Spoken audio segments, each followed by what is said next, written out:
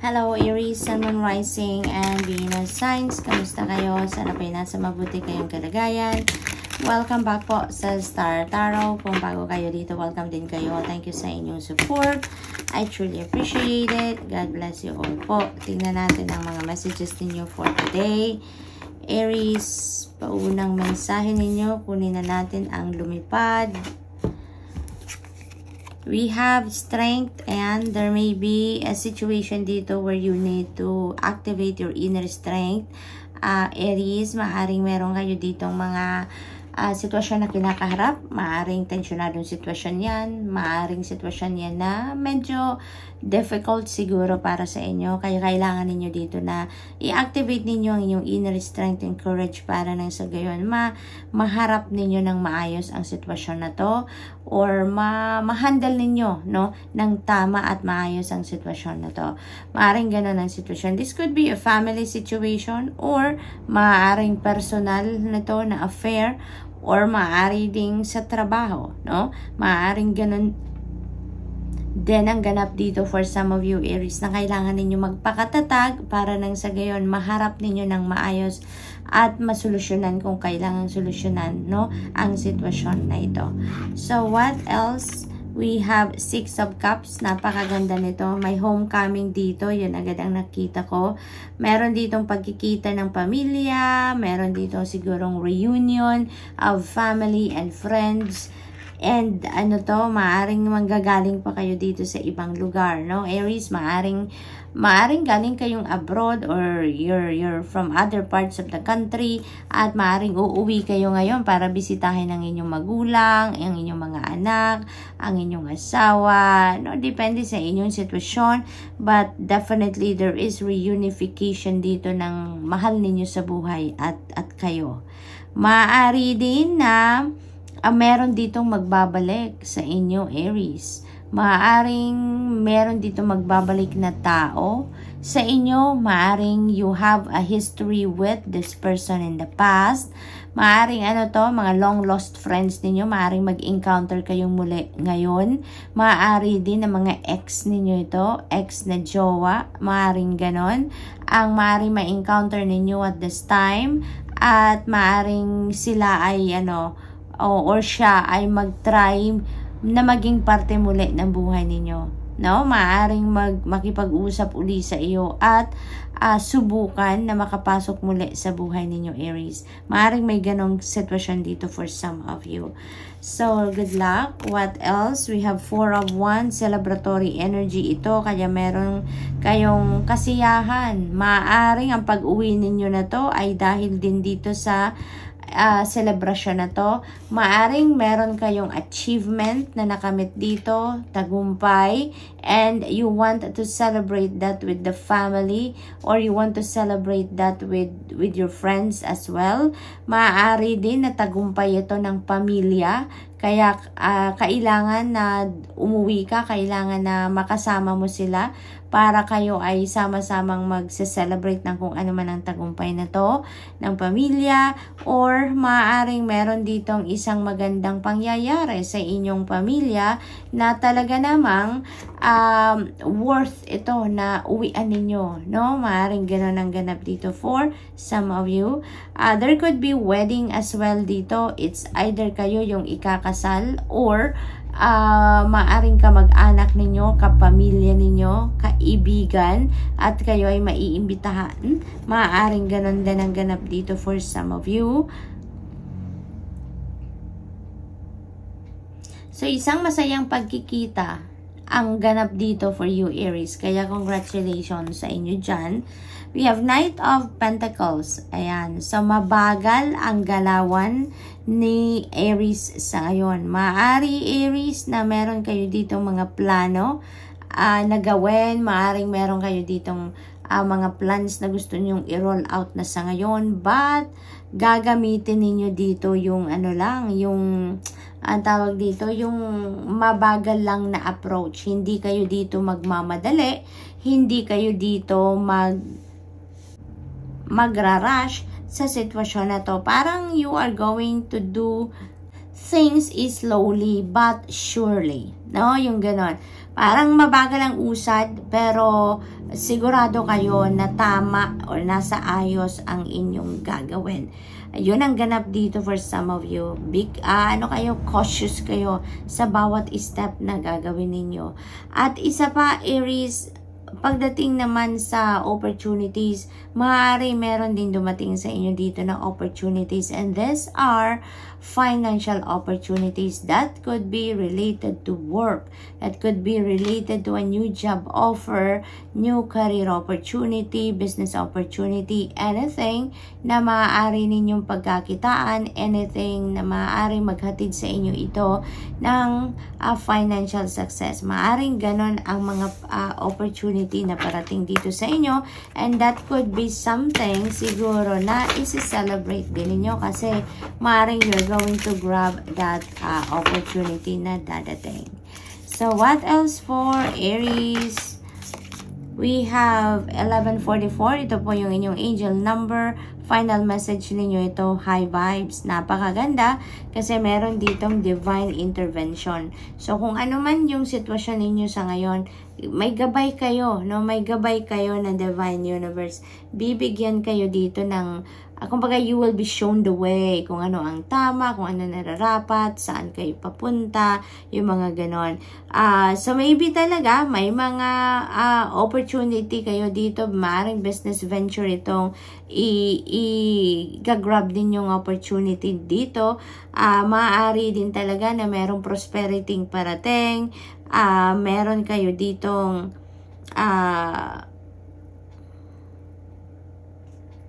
bagong pag-ibig siguro na magsisimulang muli, maaaring ganun. Magiging masaya kayo.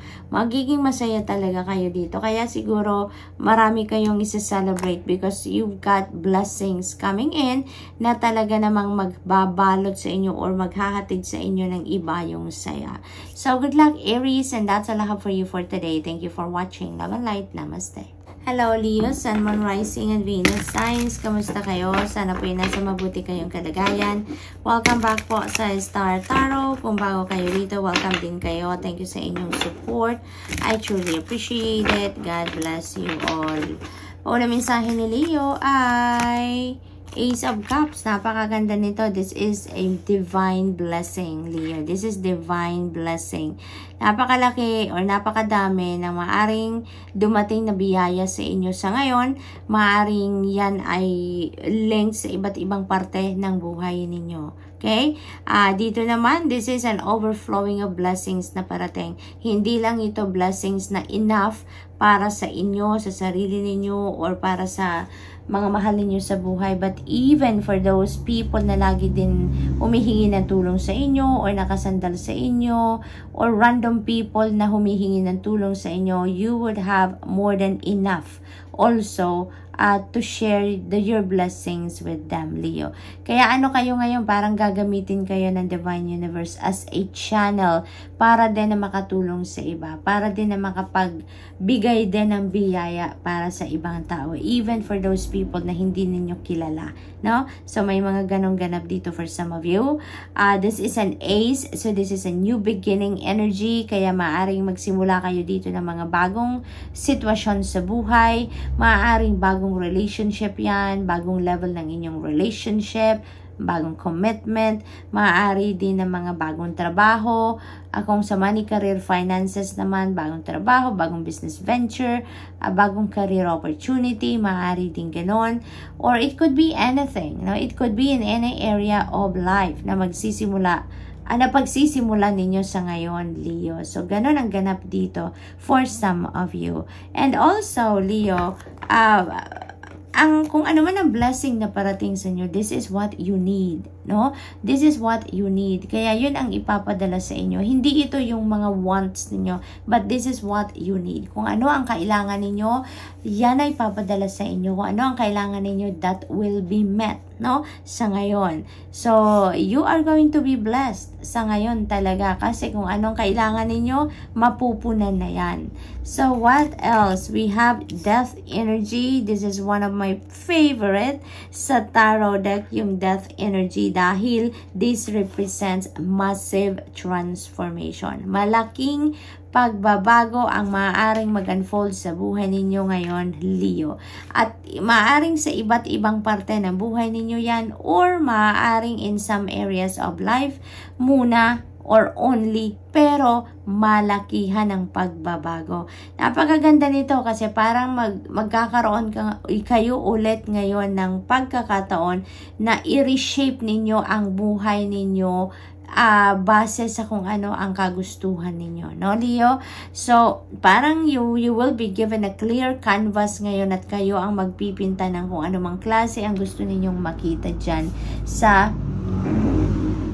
canvas na yan. So, parang ganon ang sitwasyon dito. You are going to be given that opportunity to reshape your life. Kayo ngayon ang magdedesisyon kung ano ang gusto ninyong gawin. Kung ano ang gusto ninyong makita sa inyong 3D reality, ngayon ninyo yan sisimulan. Mayroon ditong maraming pinto siguro na isasara ang iba sa inyo dito, Leo, dahil handa na kayo ditong magsimulang muli ng bagong buhay. Kaya napakagandang transition ang magaganap dito para sa inyo. Tatanggalin nyo na lahat ng negativity sa buhay ninyo. Matatanggal na dito lahat ng hindi nyo naman napapakinabangan na mga tao, bagay, sitwasyon that doesn't serve your highest good. You are going to realize that it's time to let them go. You're making room sa sarili ninyo. Marami kayong tatanggalin sa buhay ninyo. You are making so much room din sa buhay ninyo sa ngayon. At you are going to welcome newness. New people, new situation, new experiences. So, what else for Leo? We have 9 of Swords. Ang iba sa inyo dito, maraming iniisip, maraming kaguluhan sa isip, maaaring this is overthinking, overanalyzing things, maaaring pinoproblema ni Leo dito ang mga bagay na hindi naman talaga problema. No? Maaaring ganun ang ganap kasi minsan nag-overthink tayo, maaaring nag-overthink ka ng kung ano ang mga posibleng mangyari dito sa mga pagbabagong ito. Maaaring ganon. But, Leo, you have nothing to worry about. You have nothing to fear because you are divinely guided. Dito sa mga pagbabagong ito, ano yan? That is part of the divine plan. That is part of your life's journey. Kaya kung ano man ang nandiyan dyan, siguradong tutulungan ka, gagabayan ka ng iyong mga angels ng Panginoon on how you are going to handle that change o how you're going to navigate that transformation sa buhay ninyo. That is meant for you. That is meant to be. Kaya wag ninyong problemahin. No? Sumabay lang kayo sa agos ng buhay. Ang mahalaga lang, lagi kayong makikinig sa iyong intuition because your intuition is a divine guidance. Lagi, pag nakikinig kayo sa inyong intuition, makakasiguro kayo na you will always be on the right track. Kaya wala kayong dapat na ipag-alala. Lahat ng may encounter ninyo sa buhay, kung ano man ang ma-experience ninyo sa buhay, that is meant for you. Kaya wag na kayong mamroblema, wag kayong mag-overthink at wag kayong mag-overanalyze. Just go with the flow. Okay? So what else? We have 8 of Cups. Definitely, you are going to walk away from something dito. Yung death energy at ito, both of them has new beginning energy. Meron din tayong Ace of Cups. So most likely, marami talaga ang pagbabago na mangyayari sa buhay ninyo around this time. Depende sa inyong sitwasyon. 8 of Cups is also walking away from something. Death energy, that is also walking away from something and you are closing that door. Same thing with 8 of Cups. You are closing a door sa buhay ninyo, a chapter sa buhay ninyo. It's because it is not serving your highest good anymore. It's about time na nabaguhin ninyo ang inyong sitwasyon. It's because there's nothing there for you. There's nothing there. Maaring nararamdaman ninyo sa ngayon na gusto ko pang mag-improve, gusto ko pang mag-advance sa karera ko, sa trabaho ko, gusto ko pang mas maging makipakinabang pa rin ako, yung ganon. And dito sa kung nasaan kayo, there's nothing there to offer sa inyo anymore. Or parang wala na din kayong maibibigay pa or maiko-contribute pa sa sitwasyon na yan because parang naggawa nyo na ang lahat ng kailangan ninyong gawin or yung kung ano ang meron kayo sa sarili ninyo na may offer pa, you've given all of it already. Kaya parang ngayon nabuburyo na kayo sa sitwasyon na to. Parang may inis na sa sarili ninyo, sa sitwasyon, kasi parang wala na, there's no room there for growth, there's no room for advancement, kumbaga. Kaya handa na kayong umalis. And that is what you're going to do. Aalis na kayo dito sa sitwasyon na to. You are going to create that change sa buhay ninyo na kung saan kayo patungo dito, diyan na kayo magiging masaya, diyan na kayo magiging fulfilled, diyan na kayo magiging contented. And from 8 of Cups, you are heading towards 9 of Cups, which is the energy of fulfillment. Kaya kung saan kayo patungo, makukuha nyo dyan kung ano ang gusto ninyo. Makukuha ninyo kung ano yung wini-wish ninyo. That is also the energy of new beginning. Kaya talaga magsisimula kayo ng bagong sitwasyon, bagong experience dyan na magiging masaya kayo, Leo. So what else? For Leo, we have final message ninyo is 0440. This is your angel number 0440, the gut feeling. Ayan. So, as I said earlier, makinig kayo lagi sa iyong intuition because you will be guided kung saan dapat kayo papunta. Okay? So, follow your gut kasi yan ang maghahatid sa inyo doon sa lugar kung saan kayo nararapat. That is going to give you a signal kung ano na mga dapat ninyong gawin. Allow your intuition be your guide, Leo. At makakasiguro kayo na it will not lead you astray. It will lead you, it will show you the right way. So, good luck and that's all I have for you for today. Thank you for watching. Love and light. Namaste. Hello, Sagittarius, Sun, Moon, Rising, and Venus signs. Kamusta kayo? Sana po ay nasa mabuti kayong kalagayan. Welcome back po sa Star Tarot. Kung bago kayo dito, welcome din kayo. Thank you sa inyong support. I truly appreciate it. God bless you all. Tignan natin ang mga messages ninyo for today. Po na mensahe po ninyo ay Emperor Energy. Sag, this is about material success. This is about financial success, stability, foundation. So, maaring ang iba sa inyo dito, yun ang focus ninyo sa ngayon. Laying a solid foundation in terms of your money, career, finances, and also siguro family and relationships. So, maaring ganun ngayon ang mga pagkakaabalahan ninyo. Maaring ngayon yun yung focus ninyo sa ngayon. Na magkaroon kayo ng solid yung pundasyon pagdating sa inyong source of income, sa inyong negosyo, no? Sa inyong papayaman, no? Kumbaga, Sagittarius. So, good luck po. Good luck. Maari din na promotion ito for some of you. Maaring ang iba sa inyo dito will be promoted to a leadership role. Maaring ganun din ang ganap dito for some of you. We have Knight of Wands, Sagittarius. Napakagandang energy nito kasi ibig sabihin nito na kung ang plano ninyo dito ay pagpapayaman, pagbibuild ng sarili ninyong financial empire, pagpapalago ng inyong negosyo kung nagninegosyo kayo, or pag-focus sa inyong karera or trabaho, talagang you're going for it. Kumbaga, no? Kung anong na-idea ninyo, kung anong naisip ninyo, you're going for it. Talagang you will be focused doon sa kung ano man ang plano ninyo, 100%. You're going to do anything and everything in your power dito para mangyari kung ano man dito yung ini-envision ninyo for yourself. So, good luck. Good luck, good luck. We have Hanged Man. Maybe may mga bagong idea kayo dito, bagong perspective, no? May mga bagong inspiration na parating sa inyo at yun ang magpupush sa inyo para gawin ninyo kung ano man ang mga plano ninyo dito pagdating sa money, career, finances, family, or relationships. Maaring meron ditong mga pagmumuni-muni kayong gagawin, maaring may reflection mode talaga kayo ditong ginawa or gagawin at doon ninyo makukuha yan, mga idea na yan, yung mga bagong perspective na yan, maaaring dyan ninyo yan makukuha at talaga naman nagagawin ninyo ang lahat para magawa ninyo ito, ipagtupad ninyo kung ano man yung mga plano ninyo dito, mas pag-iigihan ninyo, mas paggagalingin nyo talaga ang inyong mga gagawin dito because of those bagong perspective and bagong ideas na maaring dumating sa inyo, bagong inspiration. So, good luck sa inyo dyan, Sagittarius.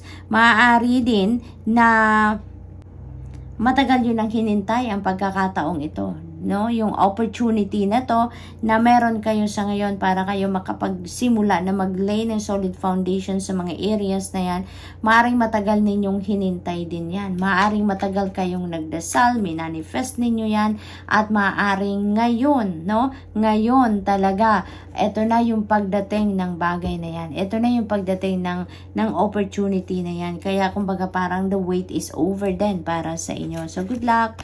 Good luck talaga. We have 6 of Pentacles. Ayan. Support. There will be support coming in sa buhay ninyo. Sagittarius. Maaring yan dyan. Maaring related pa rin yan dito sa endeavor ninyo dito. Maaring meron kayo dito mga makakasama, makakapartner. Maaring meron din kayong pangangailangan dito sa tao, sa tulong or whatever that is. At makakatanggap talaga kayo ng suporta. Makukuha ninyo ang suporta na kailangan ninyo. Makukuha ninyo ang tulong na kailangan ninyo from other people. Sagittarius. Kaya, good luck talaga sa inyo, no? Good luck sa inyo dyan. Kung ano yung kailangan ninyo dito sa 6 of Pentacles energy, you will receive that.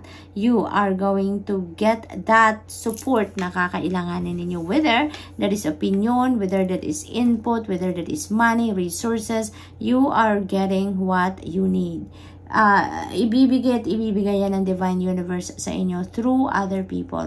May mga tao ditong lalapit sa inyo at maaaring mag-initiate ng tulong. May mga tao dito na magbibigay sa inyo siguro ng bonus sa trabaho, komisyon, kung nangungumisyon kayo. Kung kailangan ninyo dito ng resources, maaaring meron ditong offer sa inyo na magpaluwal, yung mga ganun ba. So whatever you need right now, that will be met. Yan ang sitwasyon dito sa 6 of Pentacles. So, tignan natin kung ano ang final message ni Sag for today.